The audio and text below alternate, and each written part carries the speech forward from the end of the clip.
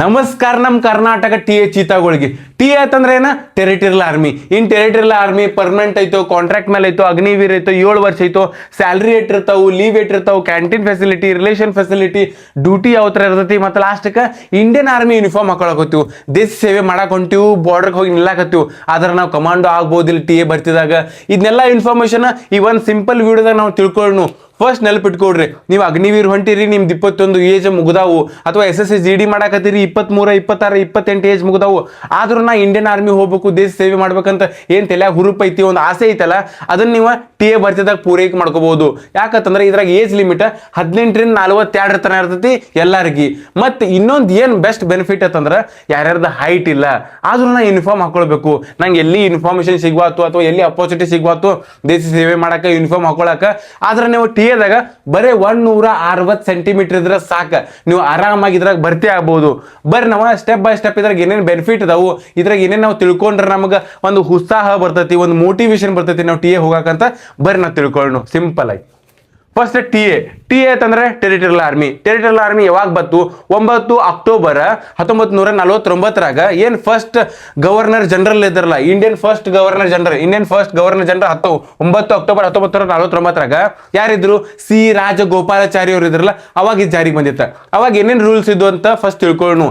ಅದ ರೂಲ್ಸ್ ಈಗೂ ಇನ್ನೂ ನೋಟಿಫಿಕೇಶನ್ ಹಾಕಕತ್ತಾರ ಅವ್ರ, ಅದರಿಂದ ನಮ್ಗೆ ಕನ್ಫ್ಯೂಷನ್ ಆಗಕತ್ತೈತೆ. ಇದು ಕಾಂಟ್ರಾಕ್ಟ್ ಐತೋ, ಪರ್ಮನೆಂಟ್ ಐತೋ, 7 ವರ್ಷ ಸರ್ವಿಸ್ ಐತೋ, ಇದ್ರ ಪೆನ್ಷನ್ ಕೊಡ್ತಾರಿಲ್ಲೋ, ಲೀವ್ ಹೋದ್ರು ನಮಗೆ ಅದಕ್ಕೆ ಸ್ಯಾಲ್ರಿ ಕೊಡ್ತಾರಿಲ್ಲ ಅಂತ ಹಲವಾರು ಪ್ರಶ್ನೆಗಳು ಆ PDF ನಾಗ 1949 ಏನ್ ರೂಲ್ಸ್ ಮಾಡಿದ್ರಲ್ಲ ಅದನ್ನ ಇವಾಗೂ ಅಪ್ಲೈ ಮಾಡಕತ್ತಾರ, ಅದ್ರಾಗ ಪೇಸ್ಟ್ ಮಾಡಕತ್ತಾರ. ಅದರಿಂದ ನಮ್ಮ ಹುಡುಗರಿಗೆ ಕನ್ಫ್ಯೂಷನ್ ಆಗಕತ್ತೈತಿ. ಬರ್ರಿ ಅದನ್ನ ಓದಿ ತೋರಿಸ್ತೇನೆ ನಿಮ್ಗೆ ಅದ್ರಾಗ ಏನೇನು ಬರೆಯಕತ್ತಾರ ಅಂತಾರ. ಇದ್ರ ಫಸ್ಟ್ ಪಾಯಿಂಟ್ ಬರೀತಾರ, it is a part time commitment ಅಂತ ಬರೀತಾರೆ. ಪಾರ್ಟ್ ಟೈಮ್ ಕಮಿಟ್ಮೆಂಟ್ ಅಂದ್ರೆ ಈ ನಾವು 2 ತಿಂಗಳು ಹೋದ್ವಿ ಟಿ ಎದಾಗ, 2 ತಿಂಗಳು ಸ್ಯಾಲ್ರಿ ಕೊಟ್ಟರು, ಮನೆಗೆ ಬಂದ್ವಿ, ಮನೆಗೆ ಬರಂತಲೇ ಅದರ ರೊಕ್ಕ ಬರಂಗಿಲ್ಲ. ಅಥವಾ 6 ತಿಂಗಳು ಟಿ ಎಗೆ ಹೋದ್ವಿ, ಮನೆಗೆ ಬಂದ್ವಿ, ಮನೆಗೆ ಬರಂತಲೇ ನಮ್ಮ ರೊಕ್ಕ ಬರಂಗಿಲ್ಲ. ಈ ತರ 1949 ಇತ್ತು, ಅವಾಗ ರೂಲ್ಸ್ ಮಾಡಿದ್ರು. ಅದ ಈಗ ಏನ್ ಕಾಪಿ ಪೇಸ್ಟ್ ಮಾಡಕತ್ತಾರ ನೋಟಿಫಿಕೇಶನ್ದಾಗ, ಅದ ಸತ್ಯ ಅಲ್ಲ.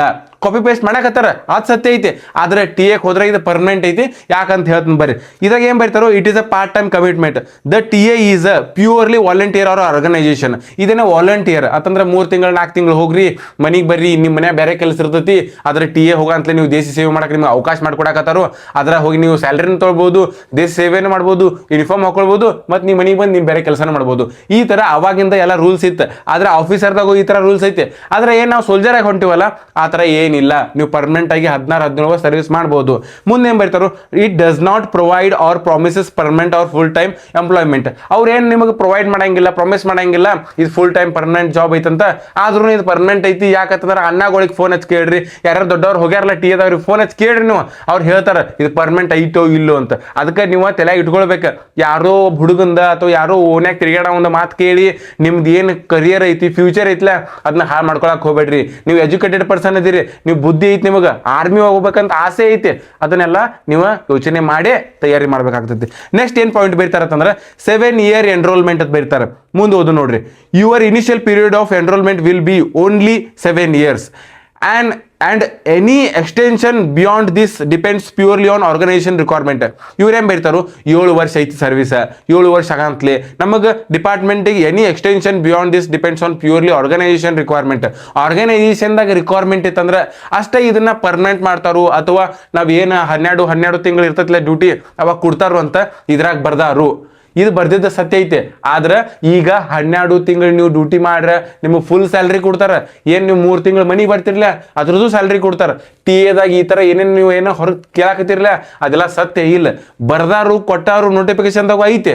ಆದ್ರೆ ಗ್ರೌಂಡ್ ರಿಯಾಲಿಟಿದಾಗ ಹೋಗ್ಬೇಕಾಗ್ತತಿ.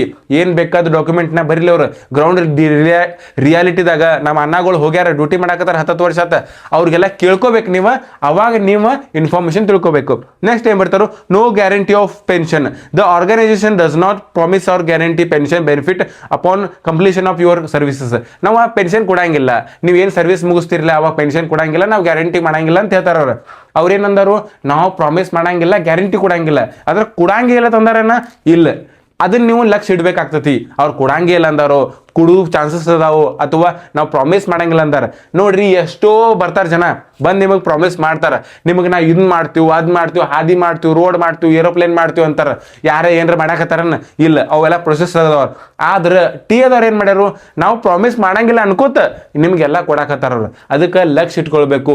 ಟಿ ಎದಾಗ ಪೆನ್ಷನ್ ಕೊಡ್ತಾರ, ನಿಮ್ಗೆ ಏನ್ ಸರ್ವಿಸ್ ಫುಲ್ ಐತ್ಲ ಪರ್ಮನೆಂಟ್ 16 ವರ್ಷ ಅದನ್ನು ಕೊಡ್ತಾರ. ಇದ್ರಾಗ 7 ವರ್ಷ ಸರ್ವಿಸ್ ಇಲ್ಲ.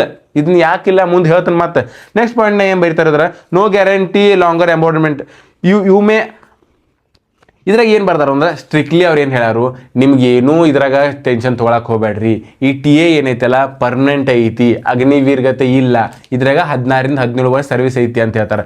ಇನ್ನು ಬರೀ ಯಾಕೆ ಐತಿ ಅಂತ ಹೇಳ್ತಾರೆ. ಫಸ್ಟ್ ಏನು ಮಾಡ್ತಾರೋ 7 ವರ್ಷ ಸರ್ವಿಸ್ ಕೊಡ್ತಾರೆ ನಿಮ್ಗೆ. ಇದೇನು ಕಾಂಟ್ರಾಕ್ಟ್ ಐತೆ ಅಂತ ತಿಳ್ಕೊತಾರೆ. 7 ವರ್ಷ ಸರ್ವಿಸ್ ಆಗಂತಲೇ ನಿಮ್ಗೆ ಎರಡು ವರ್ಷ ಏನು ಮಾಡ್ತಾರೋ, ನಿಮ್ಗೆ ಎರಡು ವರ್ಷ ಡ್ಯೂಟಿ ಮಾಡ್ರಿ, ಮತ್ತೆ ಕಾಂಟ್ರಾಕ್ಟ್ ಮಾಡ್ತಾರೆ, 2 ವರ್ಷ ಡ್ಯೂಟಿ ಮಾಡ್ರಿ, ಮತ್ತೆ ಬಾಂಡ್ ಮಾಡ್ತಾರೆ, ಮತ್ತೆ 2 ವರ್ಷ ಡ್ಯೂಟಿ ಮಾಡ್ರಿ. ಹಿಂಗೆ 16ರಿಂದ 17 ವರ್ಷ ಸರ್ವಿಸ್ ಮಾಡ್ತಾರೋ. ಅದಾದ್ಮೇಲೆ ನಿಮ್ಗೆ ಪೆನ್ಷನ್ ಕೊಡ್ತಾರೆ. ಈ ತರ ಐತಿ. ಬರೀ 7 ವರ್ಷ ಐತ ಕನ್ಫ್ಯೂಸ್ ಮಾಡ್ಕೊಳಕ್ ಹೋಗ್ಬೇಡ್ರಿ. 7 ವರ್ಷ ಆದ್ಮೇಲೆ ಒಂದು ಬಾಂಡ್ ಮಾಡ್ಕೋತಾರ ಅವ್ರು. ಬಾಂಡ್ ಅಂದ್ರೂ ಅವ್ರಿಗೆ ಏನ್ ಸೇಫ್ಟಿ, ಏನ್ ಟಿ ಎದ ಫಸ್ಟ್ ನೋಟಿಫಿಕೇಶನ್ ಐತಲ್ಲ, ಏನ್ ಪೈಲ ಅವ್ರು ರೂಲ್ಸ್ ಮಾಡಿದಾರಲ್ಲ, ಅದ್ರ ಮ್ಯಾಲ ಅವ್ರು ಮಾಡ್ಕೋತಾರ. ನಿಮ್ಗೆ ಏನು ಎಫೆಕ್ಟ್ ಆಗಂಗಿಲ್ಲ, ನಿಮ್ಗೆ ಏನು ಗೊತ್ತು ಆಗಂಗಿಲ್ಲ. ಅದ ಸುಮ್ಮ ಟಿ ಎ ಭರ್ತಿ ಮಾಡ್ಕೊಡ್ರಿ, ಪ್ರಾಕ್ಟೀಸ್ ಮಾಡ್ರಿ, ತಯಾರಿ ಮಾಡ್ರಿ, ನೀವು ಭರ್ತಿ ಆಗ್ರಿ, ಡ್ಯೂಟಿ ಹೋಗ್ರಿ. ಏನು ಹೊರಗೆ ಮಾತಾಡ್ತಾರಲ್ಲ ಜನ, ಅವ್ರ ಬಗ್ಗೆ ನೀವು ತಲೆ ಕೆಡ್ಸ್ಕೊಳಕ್ ಹೋಗ್ಬೇಡ್ರಿ. ಬರ್ರಿ ನೆಕ್ಸ್ಟ್ ಇನ್ಫಾರ್ಮೇಶನ್ ತಿಳ್ಕೊಳ್ಳೋಣ. T A army salary. In T ಎದಾಗ ಆರ್ಮಿ ಸ್ಯಾಲ್ರಿ ಹಂಗೈತಿ. ಯಾಕಂತಂದ್ರೆ ಅಗ್ನಿವೀರ್ನೇ ಬರೀ 21,000 ಕೊಡಾಕತ್ತಾರು, 30,000 ಕೊಡಾಕತ್ತಾರು. ಇನ್ ಟಿ ಎದಾಗು ಹಿಂಗೈತೆ ನಾನು. ಮತ್ತು ನಾವು ಆರ್ಮಿನ ಹೋಗ್ತೀವಲ್ಲ, ಅಗ್ನಿವೀರ್ ಹೋಗ್ತೀವಲ್ಲ, ಟಿ ಎ ಹೋಗಂಗಿಲ್ಲ. ಪೈಲ ಈ ತಿಲ್ಯಾನ್ ತೆಗೆದು ಬಿಡ್ರಿ. ನೀವು ಟಿ ಎಗೆ ಡೈರೆಕ್ಟ್ಲಿ ಭರ್ತಿ ಆಗಾಕತ್ತೀರ ಅಂತ ತಿಳ್ಕೊಡ್ರಿ, ಅಗ್ನಿವೀರ್ ಬಿಟ್ಟು ಡೈರೆಕ್ಟ್ ಟಿ ಎಗೆ ಹೋಗ್ರಿ. ಯಾಕಂತ ಹೇಳ್ತೀನಿ ತೋರಿ. ಇಲ್ಲಿ ನೋಡ್ರಿ, ಅಗ್ನಿವೀರ್ದಾಗ ನಿಮ್ಗೆ ಸ್ಯಾಲ್ರಿ 30 ಬರ್ತೈತೆ. ಬಟ್ ಟಿ ಎದಾಗ ಏನು ಮಾಡ್ತಾರು, ನೀವು ಯೂನಿಟ್ಗೆ ಹೋದ್ರಿ ಅವತ್ತಿಂದ ಸ್ಯಾಲ್ರಿ ನಿಮ್ಗೆ ಎಷ್ಟು ಬರ್ತೈತಿ, 40-45 ಪ್ಲಸ್ ಸ್ಯಾಲ್ರಿ ಬರ್ತೈತೆ. 40ರಿಂದ 45 ಸಾವಿರಕ್ಕಿಂತ ಜಾಸ್ತಿ ನಿಮ್ಗೆ ಸ್ಯಾಲ್ರಿ ಬರ್ತೈತೆ.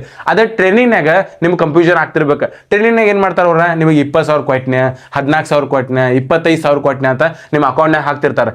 ಆದ್ರೆ ಇನ್ನೇನು ಮ್ಯಾಲಿನ ಅದಾವಲ್ಲ 45ರಾಗ ನೀವು 25 ಉಳಿದವಲ್ಲ, ನೀವೆಲ್ಲ ಏನು ಯೂನಿಟಿಗೆ ಹೋಗ್ತೀರಿ, ಫಸ್ಟ್ ನೀವು 1ನೇ ತಿಂಗಳು ಡ್ಯೂಟಿ ಮಾಡ್ತಿರ್ತೀರಿ. ಅವಾಗ ಏನು ಟ್ರೈನಿಂಗ್ ಪೀರಿಯಡ್ ಎಲ್ಲ ಸ್ಯಾಲ್ರಿಗಳು ಉಳಿದಿರ್ತಾವಲ್ಲ, ಅದನ್ನ ಒಮ್ಮೆ ನಿಮ್ಮ ಅಕೌಂಟ್ನಾಗ ಡಿಪಾಸಿಟ್ ಮಾಡ್ತಾರವ್ರು. ಅವಾಗ ಒಮ್ಮೆ 2 ಲಕ್ಷ 3 ಲಕ್ಷ ನಿಮ್ಮ ಅಕೌಂಟಿಗೆ ಡೈರೆಕ್ಟ್ ಬರಂತಲೇ ಅದೊಂದು ಖುಷಿನ ಬೇರೆ ರೀ ನಿಮ್ಮ ತಲೆಯಾಗ. ಅದಕ್ಕೆ ಲಕ್ಷ ಇಟ್ಕೊಳ್ಬೇಕು. ನಾವು ಎಲ್ಲಿ ಹೊಂಟಿವಿ, ಏನು ಮಾಡಾಕತ್ತೀವಿ, ಇವೆಲ್ಲ ಬೆನಿಫಿಟ್ಗಳು ಅದಾವ ನಿಮಗೆ.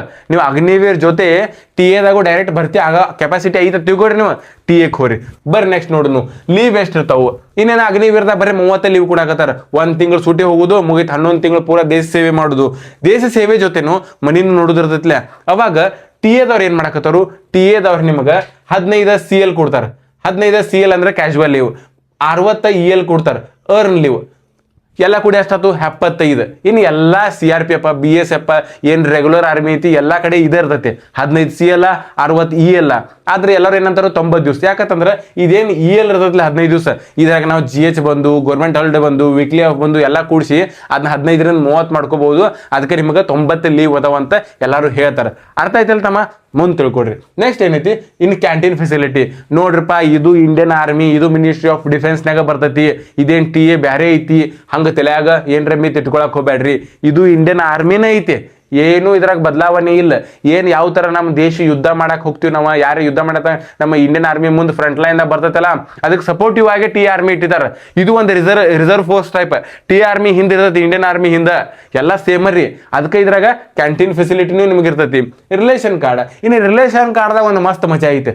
ಏನಂತಂದ್ರೆ ರಿಲೇಷನ್ ಕಾರ್ಡ್ ಯಾರಿಗೆ ಕೊಡ್ತಾರೋ, ಇನ್ನು ಹುಡುಗರು ಟಿ ಎದಾಗ ಬರ್ತೀವಿ ಅದುವ ಭರ್ತಿ ಆಗಂತಲೇ ನಿಮಗೆ 18 ವಯಸ್ಸು ತಿಳ್ಕೊಡ್ರಿ. ನೀವು ಭರ್ತಿ ಆದ್ರಿ, ನಿಮಗೆ ರಿಲೇಷನ್ ಕಾರ್ಡ್ ಕೊಡ್ತಾರು. ನಿಮ್ಮ ಅಣ್ಣ 25, 30 ಎಷ್ಟೋ ಏಜ್ ಆಗಲಿ ಅವನು ಬರ್ಬೋದು. ಆದ್ರೆ ನಾವು ಇಂಡಿಯನ್ ಆರ್ಮಿದಾಗ ಏನಾಗ್ತೈತಿ, ಏಜೇ ಮುಗ್ದಿರ್ತಾವು. ನಾವು ಭರ್ತಿ ಆದ್ವಿ ಅಂದ್ರೆ ನಮ್ಮ ತಮ್ಮಗಳಿಗೆ ಅಷ್ಟೇ ನಮ್ಮ ರಿಲೇಷನ್ ಕಾರ್ಡ್ ಅಥವಾ ನಮ್ಮ ಅಪ್ಪ ಇದ್ರಂದ್ರೆ ನಮ್ಮ ಮಕ್ಕಳಿಗೆ ಅಷ್ಟೇ ಅವ್ರ ರಿಲೇಷನ್ ಕಾರ್ಡ್ ಹೆಲ್ಪ್ ಆಗ್ತೈತಿ. ಆದ್ರೆ ಇಲ್ಲ, ಇಲ್ಲಿ ನೀವು ಬರೀ 18ಕ್ಕೆ ಭರ್ತಿ ಆಗಿರತ್ತೆ ತಿಳ್ಕೊರಿ. ನಿಮ್ಮ ಪಪ್ಪಾರ ಅಥವಾ ನಿಮ್ಮ ಫಾದರ್ದ, ನಿಮ್ಮ ಅಪ್ಪಂದ ಇನ್ನು 42 ಆಗಿಲ್ಲ ಏಜ್, ಅಷ್ಟಾದ್ರೆ ನೀವು ಅಪ್ಪಾರು ನೀವು ಟಿ ಎ ಭರ್ತಿದಾಗ ಬರ್ಬೋದು. ಇಂಥ ಫೆಸಿಲಿಟಿ ಅದಾವ ಇದ್ರಾಗ. ಅದಕ್ಕೆ ನೀವು ಏನು ಲಕ್ಷ ಇಟ್ಕೊಳ್ಬೇಕು, ಟಿ ಎ ಭರ್ತಿದಾಗ ರಿಲೇಷನ್ ಕಾರ್ಡು ಕೊಡ್ತಾರೋ, ರಿಲೇಷನ್ ಭರ್ತಿನೂ ಆಗ್ತಿರ್ತಾವ. ಇನ್ ಟಿ ಎ ಭರ್ತಿ ಡ್ಯೂಟಿ ಏನು, ಟಿ ಎ ಭರ್ತಿ ರಿಸರ್ವ್ ಫೋರ್ಸ್ ಟೈಪ್ ಅಂತ ಹೇಳಿ ಯಾವ ತರ ಇಂಡಿಯನ್ ಆರ್ಮಿ ಒಂದು ಫ್ರಂಟ್ ಲೈನ್ ದಾಗ ಯುದ್ಧ ಮಾಡಕ್ ಹೋಗ್ತೈತಿ, ಅದಕ್ಕೆ ಸಪೋರ್ಟಿವ್ ಆಗಿ ಟಿ ಎ ಭರ್ತಿ ಇಟ್ಟಿದ್ದಾರೆ. ಇವ್ರು ಎಲ್ಲರೂ ತಮ್ಮ ಯೂನಿಟ್ನಾಗ ತಮ್ಮ ಬಟಾಲಿಯನ್ದಾಗ ಇರ್ತಾರ. ಎಲ್ಲ ಅವ್ರವ್ರ ಏನ್ ಪ್ರಾಕ್ಟೀಸ್ ಮಾಡಬೇಕು, ಯಾವ ತರ ಯುದ್ಧ ಕೌಶಲ್ಯಗಳನ್ನ ಡೆವಲಪ್ ಮಾಡಬೇಕು ಎಲ್ಲ ಮಾಡ್ಕೋತಿರ್ತಾರ. ಅದ್ರ ಜೊತೆ ಯಾವ ತರ ಪ್ರಳಯ ಆಗ್ತೈತಿ ಅಥವಾ ಏನ್ರಿ ಡ್ಯಾಮ್ ಹೊಡಿತಾವು ಅಥವಾ ಏನ್ರಿ ಸುನಾಮಿ ಟೈಪ್ ಎಲ್ಲ ಬರ್ತಾವಲ್ಲ, ಬಂದಾಗ ಇವರು NDRF ಟೈಪ್ ಮುಂದೆ ಹೋಗಿ ಹೆಲ್ಪ್ ಮಾಡ್ತಾರೆ. ಯಾಕಂತಂದ್ರೆ ಯೂನಿಫಾರ್ಮ್ ಹಾಕೊಂಡು ತಿಳ್ಕೊಡ್ರಿ ನೀವು, ನಾವು ಬರೀ ಹೆಲ್ಪ್ ಏನು ಯೋಚನೆ ಮಾಡಂಗಿಲ್ಲ. ನಾವು ಹಿಂದೆ ಮುಂದೆ ಒಬ್ಬಗೆ ಏನ್ರಿ ನಾವು ಹೆಲ್ಪ್ ಮಾಡೋ ಅವಕಾಶ ನಮ್ಗೆ ಸಿಕ್ಕೈತೆ ತಿಳ್ಕೊಡ್ರಿ, ನಾವು ಹೋಗೇ ಬಿಡ್ತೀವಿ, ಹೆಲ್ಪ್ ಮಾಡೇ ಮಾಡ್ತೀವಿ. ಅದಕ್ಕೆ ನಾವು ವಿಡಿಯೋ ಮಾಡಾಕತ್ತೀವಿ. ಯಾಕಂತಂದ್ರೆ ನಮ್ಮ ತಮ್ಮ ತಂಗಿಗಳು ಮನ್ಯಾಗ ಕೂತಿರ್ತಾರೆ, ಗೊತ್ತಿರಂಗಿಲ್ಲ ಟಿ ಎ ಬಗ್ಗೆ. ಅವ್ರು ಏನ್ರಿ ಎಲ್ಲರೂ ಏನೇನ್ರಿ ಮಾತಾಡ್ತಿರ್ತಾರೆ, ಅದಕ್ಕೆ ಗೊತ್ತಾಗ್ಲಿ ಅಂತ ನಾವು ಈ ವಿಡಿಯೋ ಮಾಡಾಕತ್ತೀವಿ. ನೀವು ನಮ್ಮ ತಮ್ಮ ತಂಗಿ ಎಲ್ಲ ಮನೆಯವ್ರಿಗೆ ಶೇರ್ ಮಾಡ್ಬೇಕು. ನಮ್ಮ ಮನೆಯವ್ರಿಗೆ ಯಾಕೆ ಶೇರ್ ಮಾಡಂತಾರಂದ್ರೆ ಅವ್ರಿಗೆ ಗೊತ್ತಾಗಬೇಕು ನಮ್ಮ ಮಕ್ಳು ಎಲ್ಲಿ ಹೊಂಟಾರು, ಏನು ಪ್ರಾಕ್ಟೀಸ್ ಮಾಡಾಕತ್ತಾರು, ಏನು ತಯಾರಿ ಮಾಡಾಕತ್ತಾರ ಅಂತ ಅವ್ರಿಗೆ ಗೊತ್ತಾಗಬೇಕು. ಬರ್ರಿ ನೆಕ್ಸ್ಟ್ ನೋಡ್ನು. ಇನ್ನು ಟಿ ಎ ಆರ್ಮಿದಾಗ ಕಮಾಂಡೋ ಆಗ್ಬೋದಿಲ್ಲ. ಸೇಮ್ ಟು ಸೇಮ್ ಯಾವ ತರ ಪ್ಯಾರಾ ಕಮಾಂಡೋ ಐತಿ ಇಂಡಿಯನ್ ಆರ್ಮಿದಾಗ, ಯಾವ ತರ ನಾವು ಬಲಿದಾನ ಅಂತ ಬ್ಯಾಚ್ ಹಾಕೋತೀವಿ, ಅದೇ ತರ ಇಲ್ಲಿ ಟಿ ಎದಾಗೂ ಪ್ಯಾರಾ ಕಮಾಂಡೋ ಐತಿ. ಆದ್ರೆ ಇದ್ರಾಗ ಏನೈತಿ, ಪ್ಯಾರಾ ಟ್ರೂಪರ್ ತರ ಆಗ್ಬೋದು. ನೀವು ಬಲಿದಾನ ಬ್ಯಾಚ್ ಸಿಗೋದನ್ನ ಭಾಳ ಕಮ್ಮಿ ನೋಡಿದೀನಿ.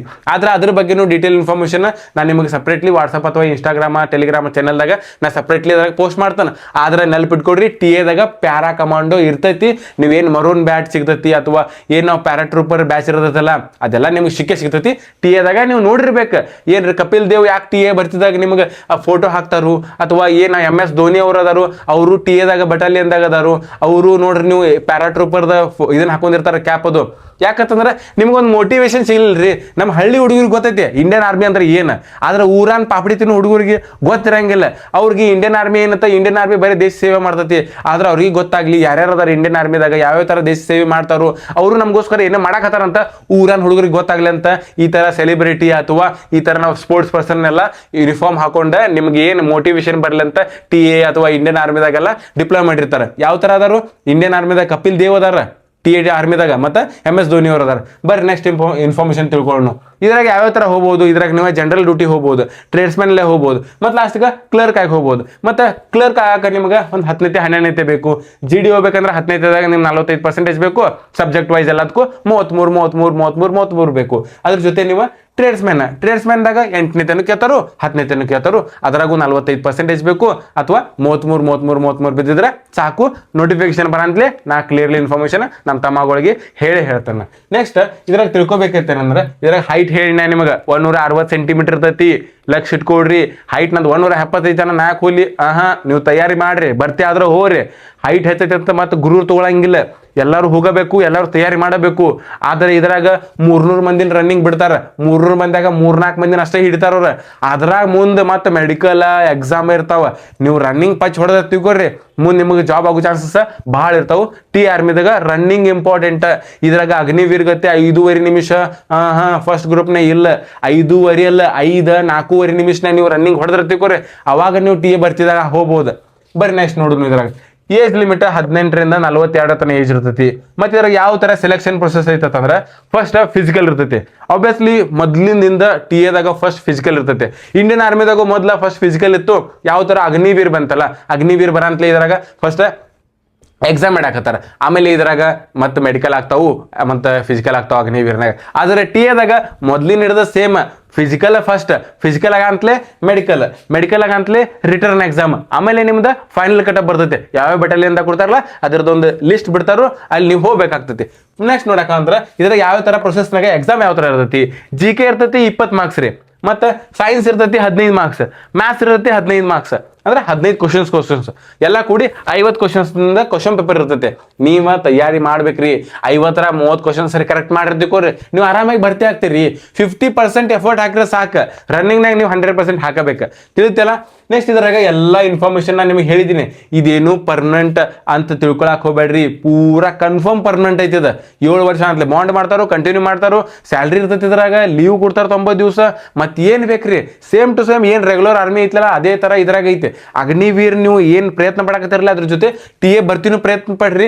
ರನ್ನಿಂಗ್ ಅಗ್ನಿವೀರ್ನ 5.5 ಒಳಗೆ ಹೊಡಿಬೇಕಲ್ಲ, ಇದ್ರಾಗ 4.5 5 ತನ ಹೊಡ್ಯಾಕ ನೀವು ಪ್ರಯತ್ನ ಪಡಬೇಕಾಗ್ತತಿ. ಮತ್ತೆ ಇದೆಲ್ಲ ಆಫ್ಲೈನ್ ಬರ್ತಿರ್ತೈತಿ. ಇದ್ರ ನೋಟಿಫಿಕೇಶನ್ ಬರ್ತಾವು. ನಾವು ಡೈರೆಕ್ಟ್ ಡಾಕ್ಯುಮೆಂಟ್ ತಗೊಂಡು ಅಲ್ಲಿ ಹೋಗ್ಬೇಕಾಗ್ತೈತಿ. ಅಲ್ಲಿ ಹೋಗಿ ಫಿಸಿಕಲ್ ಕೊಡ್ಬೇಕಾಗ್ತೈತಿ.